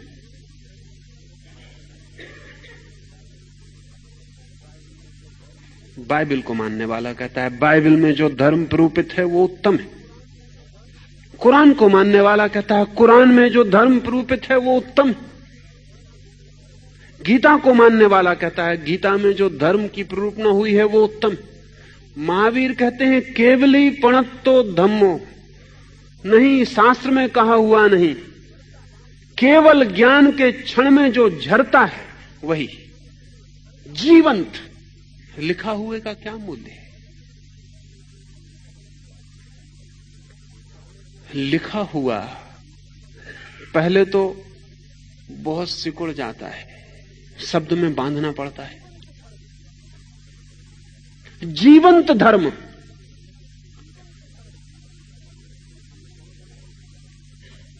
अभी से इसके बहुत अर्थ होंगे, इसका अर्थ होगा लेकिन केवली प्ररूपित जो धर्म है वो शास्त्र में लिख लिया गया है। तो जैन अब उस शास्त्र को सिर पे ढोए चले जाते हैं, वैसे ही जैसे कुरान को कोई ढोता है, गीता को कोई ढोता है। ये महावीर के साथ जाति है। जाति इसलिए है कि महावीर ने कभी कहा नहीं कि शास्त्र में प्ररूपित धर्म, ऐसा भी नहीं कहा कि मेरे शास्त्र में कहा हुआ धर्म। लेकिन बड़ी कठिनाई है, और महावीर ने खुद कोई शास्त्र निर्मित नहीं किया, महावीर ने कुछ लिखवाया भी नहीं। महावीर के मरने के सैकड़ों वर्ष बाद महावीर के वचन लिखे गए।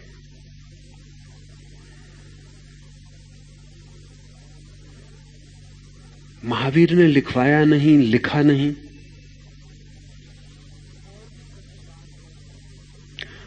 और भी कठिन बात है, और वो ये कि महावीर ने कहा नहीं। वो जरा कठिन है।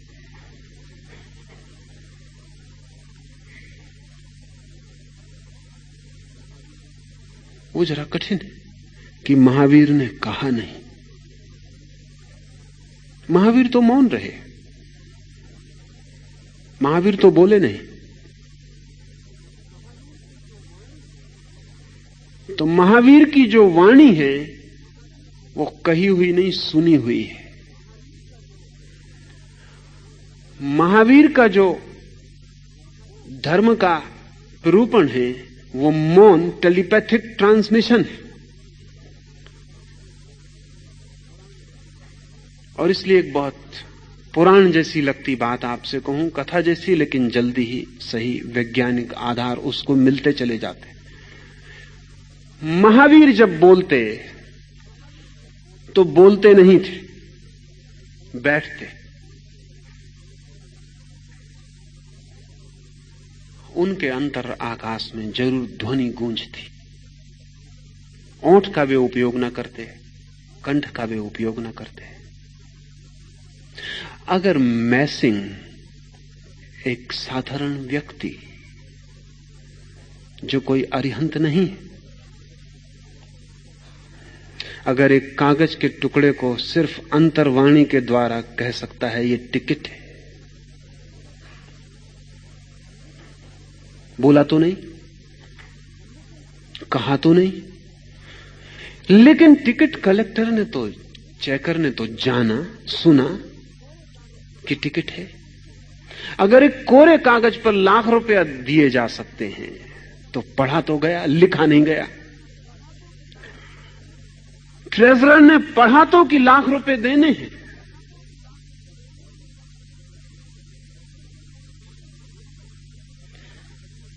तो महावीर ने टेलीपैथिक कम्युनिकेशन का गहन प्रयोग किया।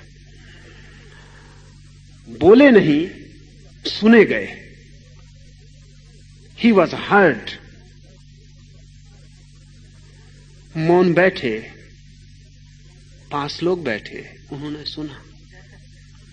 और इसीलिए जो जिस भाषा में समझ सकता था उसने उस भाषा में सुना। इसमें भी थोड़ा समझ लेना जरूरी है, क्योंकि हम जो भाषा नहीं समझते उसमें कैसे सुनेंगे।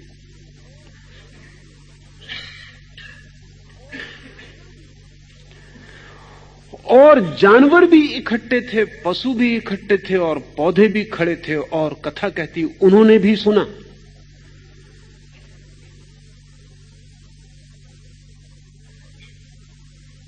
तो अगर बैकेस्टर कहता है कि पौधों के भाव हैं और वे समझते हैं आपकी भावनाएं, आप जब दुखी होते हैं, पौधों को प्रेम करने वाला व्यक्ति जब दुखी होता तो वे दुखी हो जाते हैं।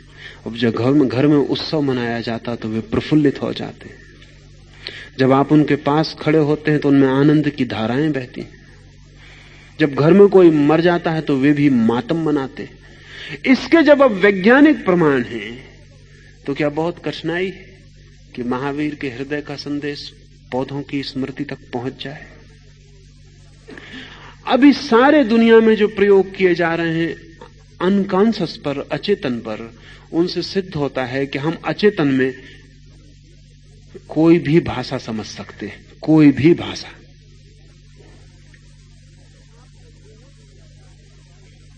जैसे आपको बेहोश किया जाए, हिप्नोटाइज किया जाए, गहन इतना बेहोश किया जाए कि आपको अपना कोई पता न रह जाए, तो फिर आपसे किसी भी भाषा में बोला जाए आप समझेंगे। अभी एक चेक वैज्ञानिक डॉक्टर राजडेक इस पर काम करता, भाषा और अचेतन पर। तो वो एक महिला पर जो चेक भाषा नहीं जानती, उसको बेहोश करके बहुत दिन तक उससे चेक भाषा में बातें करता था और वो समझती थी। जब वो बेहोश होती तो उससे वो चेक भाषा में कहता है कि उठ के वो पानी का गिलास ले आओ, तो वो ले आती। बड़ी हैरानी की बात, जब वो होश में आती तब उससे कहे तो वो नहीं सुनती, समझ में नहीं आता। उसने उस महिला से पूछा कि बात क्या है? जब तू बेहोश होती है तब तू पूरा समझती है, जब तू होश में आती तब कुछ भी नहीं समझती। उस महिला ने कहा कि मुझे भी थोड़ा थोड़ा ख्याल रहता है बेहोशी का, कि मैं समझती थी, लेकिन जैसे जैसे मैं होश में आती हूं तो मुझे सुनाई पड़ता है चा चा चा, और कुछ समझ में नहीं आता। तुम जो बोलते हो उसमें चा चा चा मालूम पड़ता, और कुछ नहीं मालूम पड़ता। लेकिन बेहोशी में मुझे भी थोड़ी स्मृति रहती है कि तुम जो बोलते हो मैं समझती हूं। तो राजदिक का कहना है कि आदमी की भाषा का अध्ययन उसके अचेतन के अध्ययन से ये खबर लाता है कि हम महासागर में निकले हुए छोटे छोटे द्वीपों की भांति, ऊपर से अलग अलग, नीचे उतर जाएं तो जमीन से जुड़े हुए। ऊपर हमारी सबकी भाषाएं अलग अलग, जितने गहरे उतर जाएं उतनी एक। आदमी की ही नहीं, और गहरे उतर जाएं तो पशु की भी एक, और गहरे उतर जाएं तो पशु की ही नहीं पौधों की भी एक, और कोई नहीं कह सकता कि और गहरे उतर जाएं तो पत्थर की भी एक। जितने हम अपने नीचे गहरे उतरते हैं उतने हम जुड़े हुए हैं एक महाकॉन्टिनेंट से, एक महाद्वीप से, जीवन के, और वहां हम समझते हैं। तो महावीर का ये जो प्रयोग था निशब्द विचार संचरण का, टेलीपैथी का, ये आने वाले 20 वर्षों में विज्ञान कहेगा कि पुराण कथा नहीं है। इस पर काम तेजी से चलता है और स्पष्ट होती जाती हैं बहुत सी अंधेरी गलियां, बहुत से गलिहारे जो साफ नहीं थे। इसका अर्थ यह हुआ कि अगर हमें किसी व्यक्ति को दूसरी भाषा सिखानी हो तो राजदिक कहता है कि चेतन रूप से सिखाने में व्यर्थ कठिनाई हम उठाते। इसलिए राजदिक ने एक संस्था खोली है और एक दूसरा वैज्ञानिक है बल्गेरिया में, डॉक्टर लोरेंजो, उसने एक इंस्टीट्यूट खोली। लोरेंजो के इंस्टीट्यूट का नाम है इंस्टीट्यूट ऑफ सजेस्टोलॉजी। अगर हम उसे ठीक अनुवाद करें तो उसका अर्थ होगा मंत्र महाविद्यालय। सजेस्टोलॉजी का अर्थ होता है मंत्र। आप जानते हैं ना, सलाह देने वाले को हम मंत्री कहते हैं, सुझाव देने वाले को मंत्री कहते हैं। मंत्र का अर्थ है सुझाव, सजेशन। लोरेंजो की इंस्टीट्यूट सरकार के द्वारा स्थापित हो। बल्गेरियन सरकार कम्युनिस्ट है। इसमें 30 वैज्ञानिक लोरेंजो के साथ काम कर रहे हैं और लोरेंजो का कहना है कि 2 साल का कोर्स हम 20 दिन में पूरा करवा देते। कोई भी 2 साल का कोर्स, जो भाषा आप 2 साल में सीखेंगे चेतन रूप से, वो लोरेंजो आपको सम्मोहित रिलैक्स हालत में छोड़ के 20 दिन में सिखा देता है। और एक नई शिक्षा की पद्धति लोरेंजो ने विकसित की है जो कि जल्दी सारी दुनिया को पकड़ लेगी, और वो बिल्कुल उल्टी जो अभी आप करवा रहे हैं।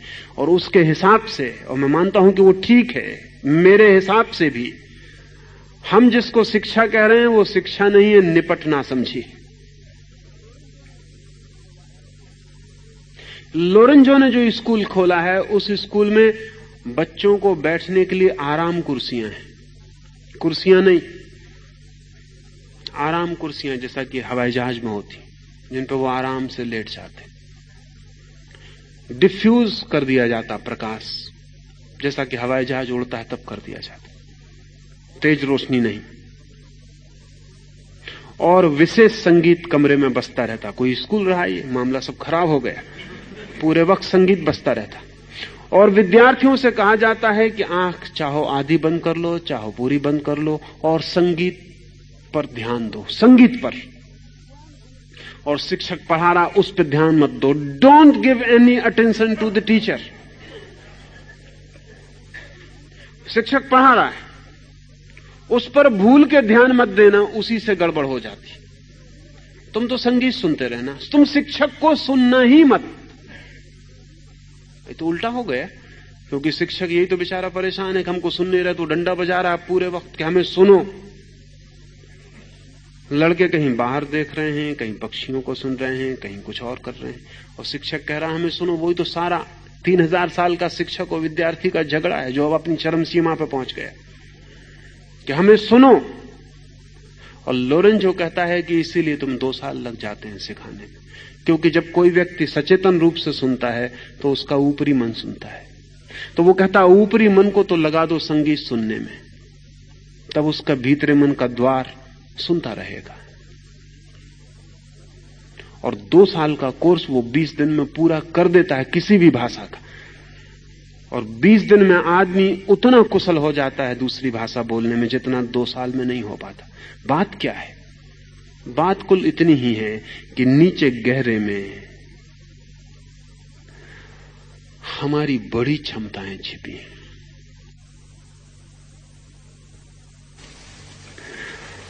हमारी बड़ी क्षमताएं छिपी हैं।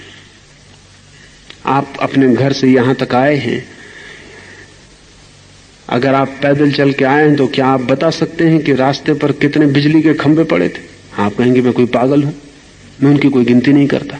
लेकिन आपको बेहोश करके पूछा जाए तो आप संख्या बता सकते, ठीक संख्या। आप जब चले आ रहे थे इधर तो आपका ऊपरी मन तो इधर आने में लगा था, हान बज रहा था उसमें लगा था, कोई टकरा ना जाए उसमें लगा था।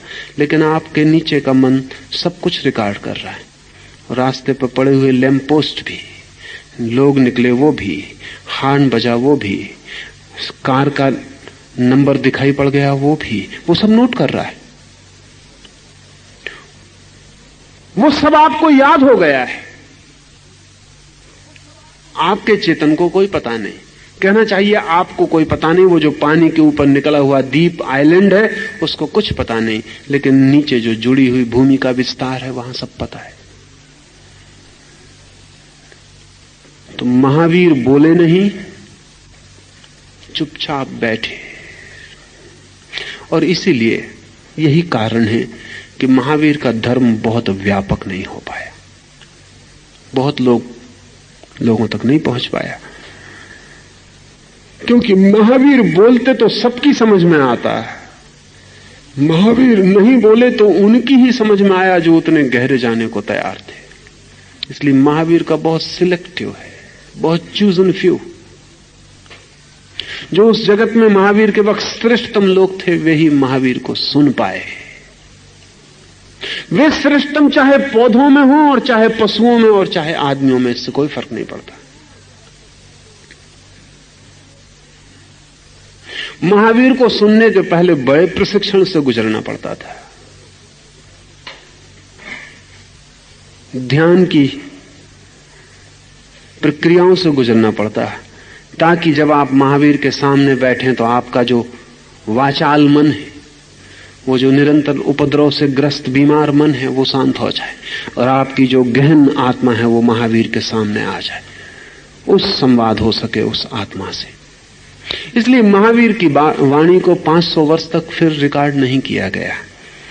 तब तक रिकॉर्ड नहीं किया गया जब तक ऐसे लोग मौजूद थे जो महावीर के शरीर के गिर जाने के बाद भी महावीर से संदेश लेने में समर्थ थे।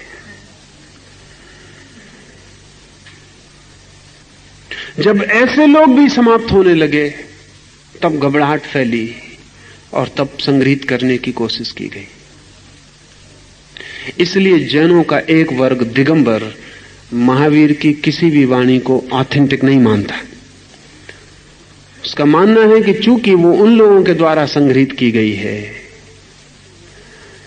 जो दुविधा में पड़ गए थे और जिन्हें शक पैदा हो गया था कि महावीर से अब संबंध जोड़ना संभव है या नहीं, इसलिए वो प्रमाणिक नहीं कही जा सकती। इसलिए दिगंबर जैनों के पास महावीर का कोई शास्त्र नहीं,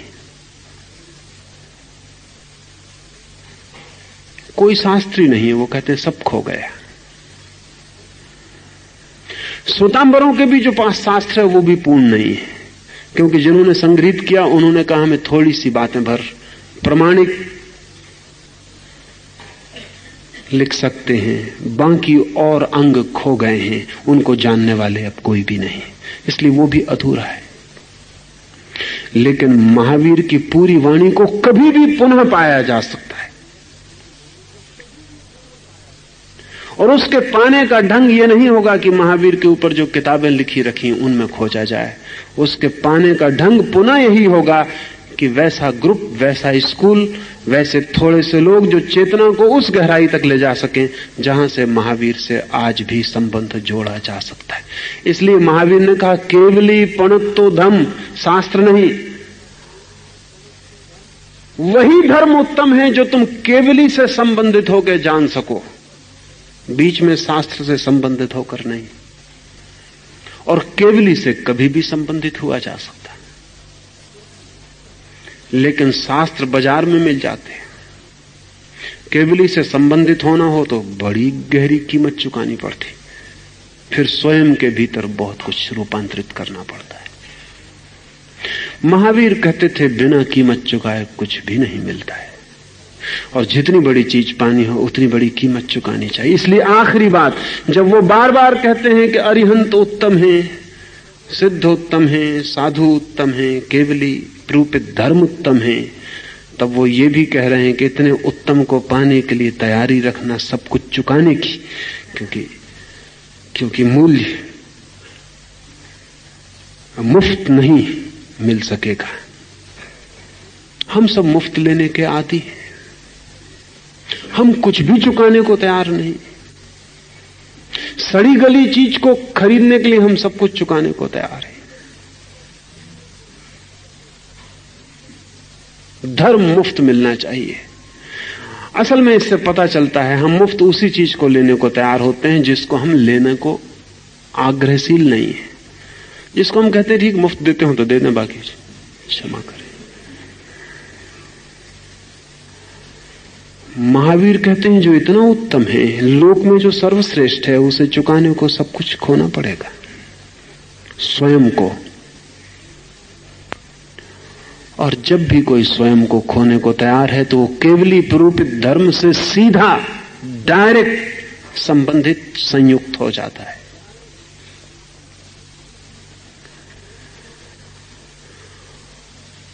वही धर्म जो जानने वाले से सीधा मिलता हो, बिना मध्यस्थ के, वही श्रेष्ठ है। आज इतना ही, बैठेंगे 5-7 मिनट। मुझे आशा है कि महावीर वाणी पर यह चर्चा आपको पसंद आई होगी और इससे आपने बहुत कुछ सीखा होगा, जिससे आप अपने जीवन में अपना सकेंगे और दूसरों को लाभ पहुंचा सकेंगे और अपने जीवन को एक अच्छे स्तर पर ला सकेंगे। सुनने के लिए बहुत बहुत धन्यवाद और बहुत बहुत आभार।